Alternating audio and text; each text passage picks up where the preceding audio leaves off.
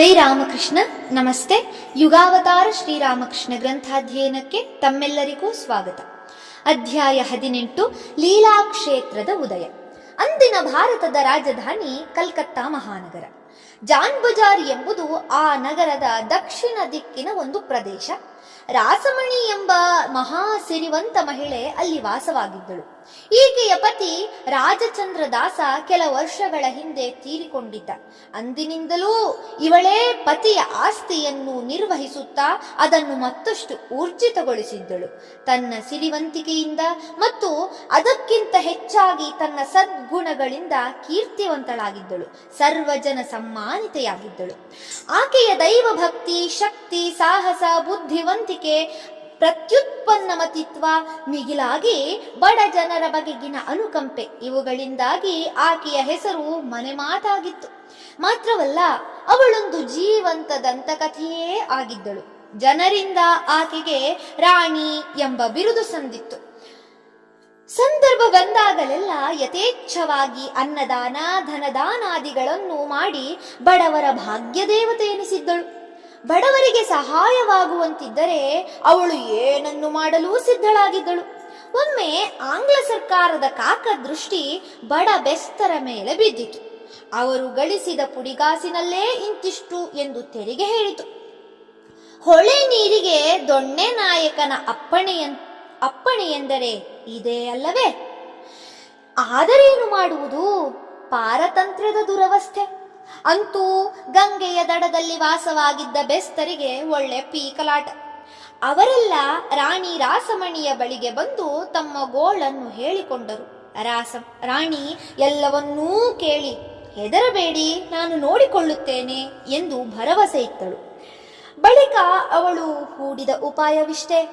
ಬೆಸ್ತರು ಮೀನು ಹಿಡಿಯುವ ನದಿ ಭಾಗವನ್ನು ಭಾರೀ ಹಣ ಕೊಂಡು ಅಲ್ಲಿ ಮೀನು ಹಿಡಿಯುವ ಏಕಸ್ವಾಮ್ಯ ಪಡೆದಳು.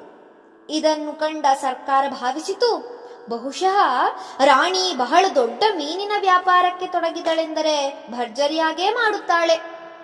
ಇದರಿಂದ ಸರ್ಕಾರಕ್ಕೂ ಹೆಚ್ಚಿನ ಆದಾಯ, ಅಲ್ಲದೆ ಅಷ್ಟೊಂದು ಜನ ಬೆಸ್ತರಿಂದ ತೆರಿಗೆ ವಸೂಲಿ ಮಾಡುವ ತರಲೆಯೂ ತಪ್ಪಿದಂತಾಯಿತು. ಇದು ಅಧಿಕಾರಿಗಳ ಆಲೋಚನೆ. ಆದರೆ ರಾಣಿ ಮಾಡಿದ್ದೇ ಬೇರೆ. ನದಿ ಭಾಗದ ಅಧಿಕಾರ ಪತ್ರ ಕೈ ಸೇರುತ್ತಲೇ ಹಲವೆಡೆಗಳಲ್ಲಿ ನದಿಗೆ ಅಡ್ಡವಾಗಿ ಭಾರೀ ಸರಪಣಿಗಳನ್ನು ಬಿಗಿಸಿದಳು. ಇದರ ಕೆಳಗೆ ಸಣ್ಣ ದೋಣಿಗಳು ಮಾತ್ರ ಹೋಗಬಹುದಾಗಿತ್ತು. ಪರಿಣಾಮವಾಗಿ ಸರ್ಕಾರದ ದೊಡ್ಡ ದೋಣಿಗಳು, ಜಹಜುಗಳು ನದಿಯಲ್ಲಿ ಸಾಗುವುದು ಅಸಾಧ್ಯವಾಯಿತು. ಸರ್ಕಾರ ರಾಣಿಯ ಈ ಕಾರ್ಯವನ್ನು ಪ್ರತಿಭಟಿಸಿತು. ರಾಣಿ ಶಾಂತವಾಗಿ ಸರ್ಕಾರಕ್ಕೊಂದು ಮಾತನ್ನು ಬರೆದು ಕಳಿಸಿದಳು. ನಾನು ನದಿಯಲ್ಲಿ ಮೀನು ಹಿಡಿಯುವುದಕ್ಕಾಗಿ ನಿಮಗೆ ಭಾರೀ ಮೊಬಲಗನ್ನು ತೆತ್ತು ಈ ಭಾಗವನ್ನು ಗುತ್ತಿಗೆಗೆ ಹಿಡಿದಿದ್ದೇನೆ. ಈಗ ನಾನು ಅಲ್ಲಿ ಸರಪಣಿ ಬಿಗಿದಿರುವ ಕಾರ್ಯ ಕಾನೂನುಬದ್ಧವಾಗಿಯೇ ಇದೆ.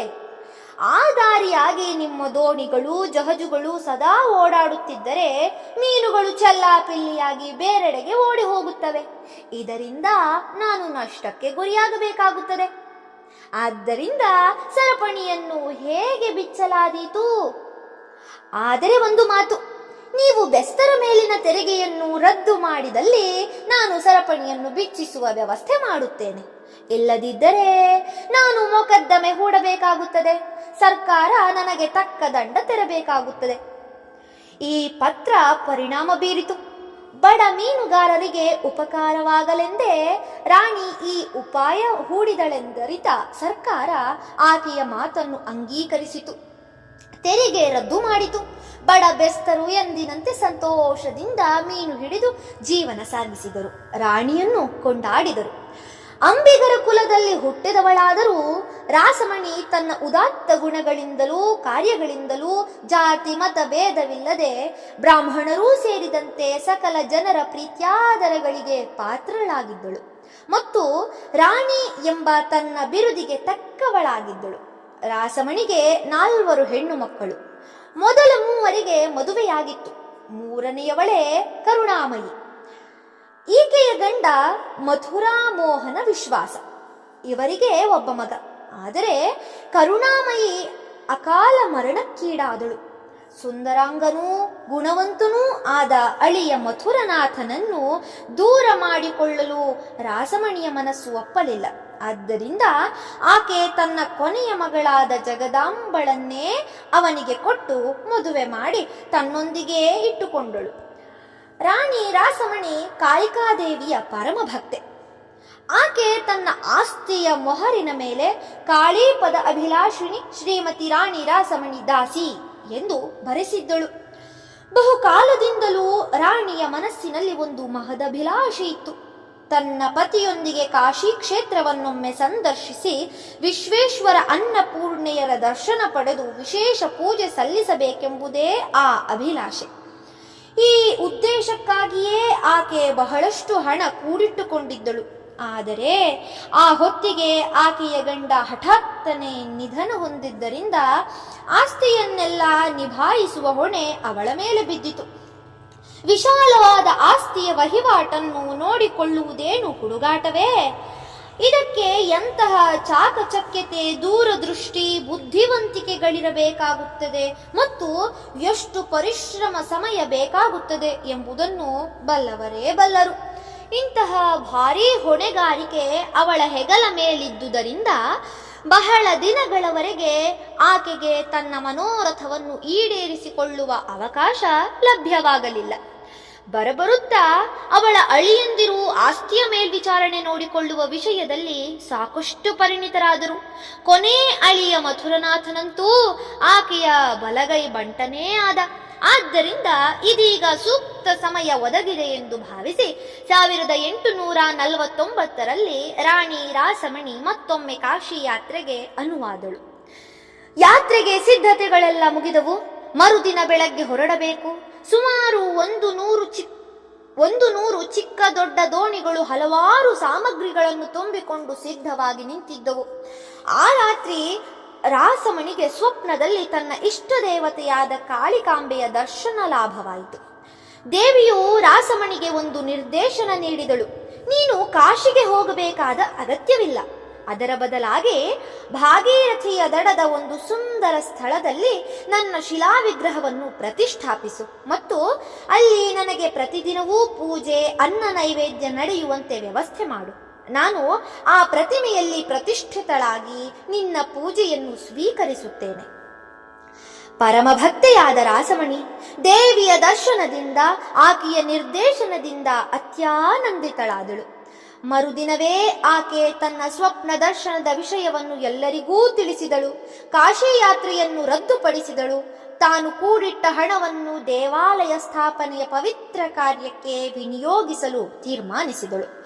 ಹೀಗೆ ರಾಣಿ ರಾಸಮಣಿಗೆ ದೇವಿಯ ಮೇಲೆ ದೀರ್ಘಕಾಲದಿಂದಲೂ ಇದ್ದ ಭಕ್ತಿ ಇದೀಗ ಒಂದು ಸಾಕಾರ ರೂಪವನ್ನು ಪಡೆಯಲಿತ್ತು.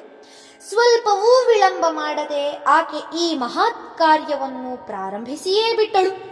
ಗಂಗೆಯ ಪಶ್ಚಿಮ ದಂಡೆಯ ಪ್ರದೇಶವು ವಾರಾಣಸಿಗೆ ಸಮನಾದ ಮಹಿಮೆಯುಳ್ಳದ್ದು ಎಂಬ ನಂಬಿಕೆಯಿಂದ ಆಕೆ ಅಲ್ಲಿನ ಬಾಲಿ, ಉತ್ತರಪಾರ ಮೊದಲಾದ ಪ್ರದೇಶಗಳಲ್ಲಿ ನಿವೇಶನಕ್ಕಾಗಿ ಹುಡುಕಾಟ ನಡೆಸಿದಳು. ಅದಕ್ಕಾಗಿ ಅವಳು ಎಷ್ಟೇ ಹಣವನ್ನಾದರೂ ಖರ್ಚು ಮಾಡಲು ಸಿದ್ಧಳಿದ್ದರೂ ಸೂಕ್ತ ನಿವೇಶನವೊಂದು ಸಿಗಲೇ ಇಲ್ಲ. ಕೊನೆಗೆ ಗಂಗೆಯ ಪೂರ್ವ ತೀರದ ಮೇಲಿನ ದಕ್ಷಿಣೇಶ್ವರ ಎಂಬ ಸ್ಥಳದಲ್ಲಿ ಸುಮಾರು 30 ಎಕರೆ ವಿಸ್ತಾರವಾದ ಸ್ಥಳವೊಂದು ದೊರೆಯಿತು. ಈ ನಿವೇಶನದ ಒಂದು ಭಾಗ ಒಬ್ಬ ಆಂಗ್ಲನಿಗೆ ಸೇರಿತ್ತು. ಇನ್ನೊಂದು ಭಾಗದಲ್ಲಿ ಮುಸಲ್ಮಾನ ಸಂತನೊಬ್ಬನ ಗೋರಿಯಿತ್ತು. ಈ ಭಾಗ ಆಮೆಯ ಬೆನ್ನಿನ ಆಕಾರದಲ್ಲಿತ್ತು. ತಂತ್ರಗಳ ಪ್ರಕಾರ ಇಂತಹ ಸ್ಮಶಾನವು ಶಕ್ತಿಯ ಆವಾಹನೆಗೂ ಉಪಾಸನೆಗೂ ಅತ್ಯಂತ ಪ್ರಶಸ್ತ.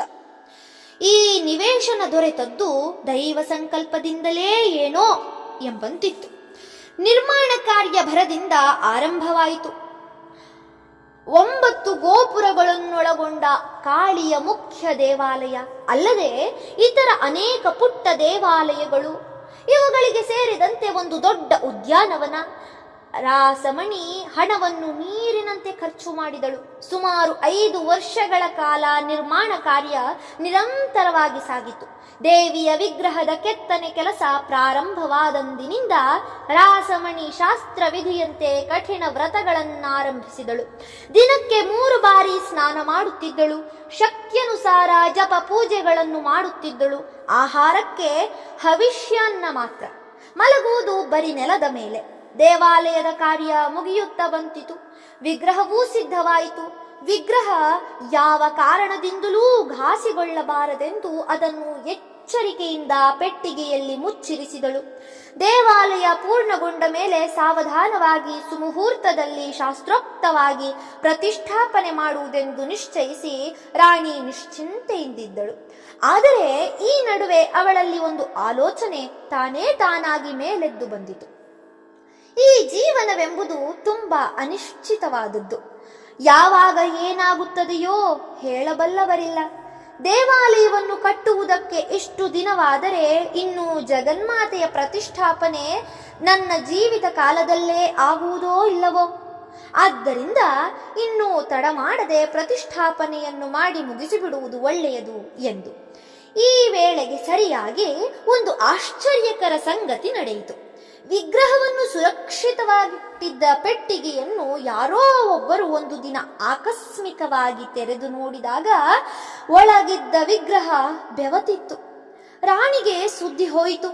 ಈಗ ಅವಳು ಇದನ್ನು ನಿಜವೆಂದು ನಂಬುವುದೇ ಅಥವಾ ಒಳಗೆ ಅಕಸ್ಮಾತ್ತಾಗಿ ಸೇರಿಕೊಂಡ ನೀರಿನ ಆವಿ ಇದ್ದಿರಬಹುದು ಎಂದು ಭಾವಿಸಿ ಸುಮ್ಮನಾಗುವುದೇ?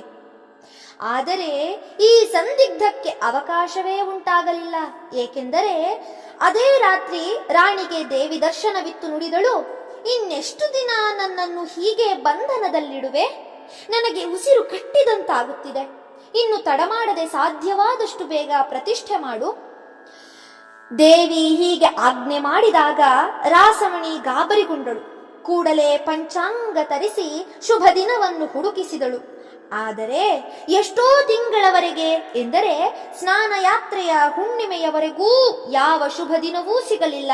ಆದ್ದರಿಂದ 1855 ಮೇ 31ರಂದು ಎಂದರೆ ಸ್ನಾನಯಾತ್ರೆಯ ಶುಭ ದಿನದಂದು ಪ್ರತಿಷ್ಠಾಪನೆ ಎಂದು ಗೊತ್ತು ಮಾಡಿದರು. ಧನ್ಯವಾದಗಳು. ಇಂದಿಗೆ ಅಧ್ಯಾಯ 18 ಸಂಪೂರ್ಣವಾಯಿತು. ಮುಂದಿನ ಸಂಚಿಕೆಯಲ್ಲಿ ಮುಂದಿನ ಅಧ್ಯಾಯವನ್ನ ಪ್ರಾರಂಭಿಸೋಣ. ಜೈ ಶ್ರೀಮಾತಾ.